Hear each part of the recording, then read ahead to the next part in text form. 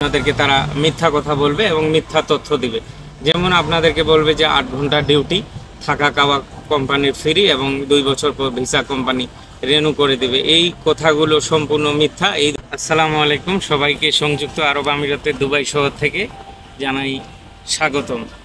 আমাদের ইউটিউব চ্যানেলে যারা নতুন তারা আমাদের চ্যানেলটি সাবস্ক্রাইব করে আমাদের পাশেই থাকবেন, আর যারা নিয়মিত আমাদের ভিডিওগুলো দেখছেন আমাদের ভিডিওগুলো শেয়ার করে দিয়ে অন্যকে দেখার সুযোগ করে দেবেন।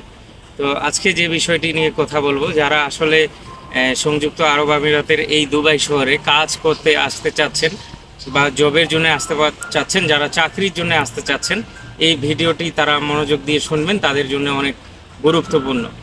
প্রথমেই বলে রাখি, আসার ক্ষেত্রে আপনি যে এজেন্সি বা যে দালালের মাধ্যমে ঢাকা থেকে আসবেন তারা আপনাকে সত্যি কথা বলবে, তারা মিথ্যা কথা বলবে এবং মিথ্যা তথ্য দিবে।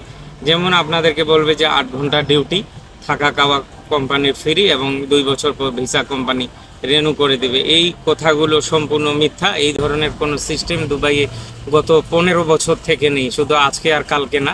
তো আপনি যেভাবে আসবেন, বর্তমানে হাই প্রফেশন ভিসা খোলা রয়েছে, 2 বছর ধরে লেবার ভিসা সেটিও বন্ধ। হাই প্রফেশন ভিসায় আসলে আপনি একটি এমিরেটস আইডি পাবেন, 2 বছর বৈধভাবে দুবাই থাকার জন্য 2 বছরের আপনি ভিসা পাবেন এবং আপনি আপনার কোম্পানি থেকে এনওসি নিয়ে নেবেন। সেই ক্ষেত্রে যে আপনাকে নিয়ে আসতেছে, এইখানে যে জেনারেল ডিউটিগুলো এগুলো 12 ঘন্টা হয়ে থাকে, আপনাকে 8 ঘন্টা বা 10 ঘন্টার কথা বলে মিথ্যা কথা বলে নিয়ে আসবে। এই মিথ্যা কথাতে আপনারা পা দিবেন না বা মিথ্যা তথ্যে আপনারা পা দিবেন না। এখানে জেনারেল ডিউটি হচ্ছে 12 ঘন্টা।